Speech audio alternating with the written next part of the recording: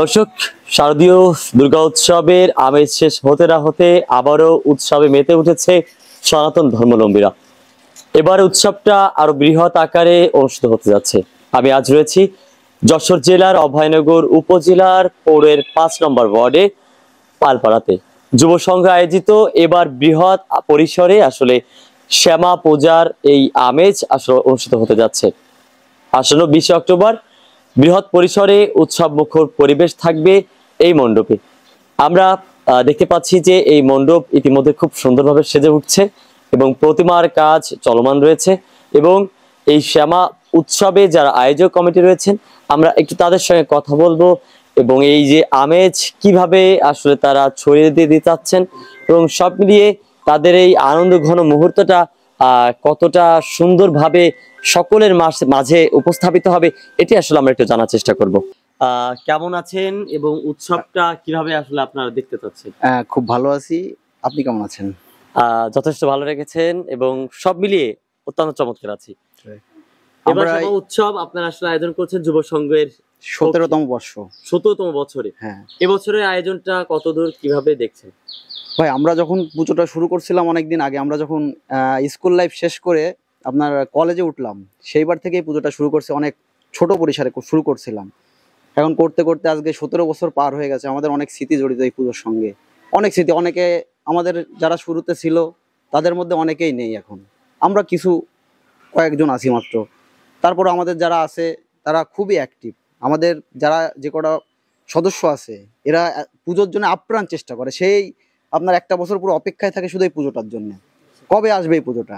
এই পুজো নিয়ে তাদের সবকিছু মাথায়, সবকিছু তাদের এই পুজো নিয়ে। এই উৎসবে আপনাদের যে আয়োজনে তো ব্যাপক একটা সাপোর্ট প্রয়োজন হয়েছে, এই সাপোর্টটা কিভাবে পেয়েছেন? আসলে এর জন্য আমি সবার আগে ধন্যবাদ জানাবো আমাদের অভয়নগরবাসীকে।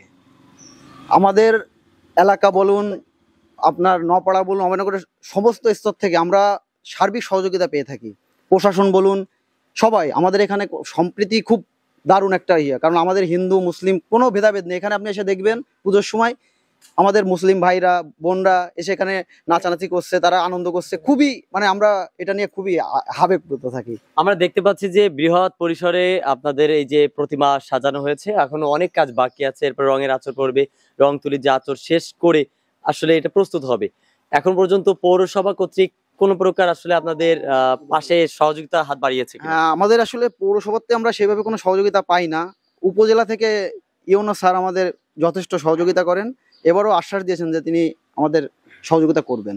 আপনি খুব চঞ্চল প্রকৃতির, আমি ক্যামেরার আগে দেখেছি এবং এই উৎসবটা নিয়ে আপনার মধ্যে একটা অন্যরকম চাঞ্চল্যতা সৃষ্টি হয়েছে, এই বিষয়টা একটু বলবেন?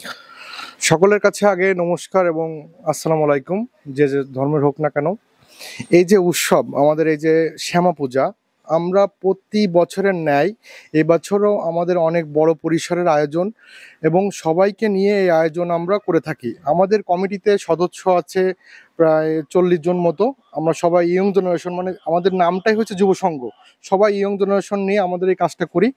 আমরা চাই আমাদের এবার পুজোর থিম মা অন্ধ থেকে আলো করবে, জগৎ সংসারে শান্তিময় সৃষ্টি করবে, শান্তির প্রতিশ্রুতি সব জায়গায় ছড়িয়ে দিবে। আমরা চেষ্টা করব যে আমরা সবাই মিলে আনন্দ সহকারে পূজাটা উদযাপন করব এবং সকলের আশীর্বাদ কাম্য করি আমাদের পূজাটার জন্য ভালোভাবে আমরা উদযাপন করে এবং শেষ করতে পারি। সকলে 20 অক্টোবর রোজ সোমবার আমাদের পূজা মণ্ডপে আমন্ত্রিত এবং আমরা সকলে মিলে উৎসবটাকে আনন্দময় করে তুলব।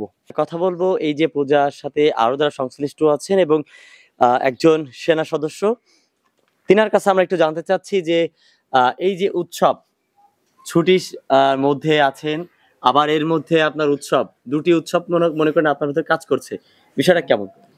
আসলে সবাইকে নমস্কার, আমি জয়, সেনা সদস্য। আসলে এই সময়টাই যে আমাদের এই যে সাধারণ সম্পাদক বলেই থাকলো যে আমাদের এই পূজাটা নিয়ে সবসময় আমাদের ভিতরে একটা কৌতূহল কাজ করে। আমরা এই যে সময়টা যে যেখানেই থাকি না কেন সবাই চেষ্টা করি আমাদের এই গন্তব্যে ফিরে আসার।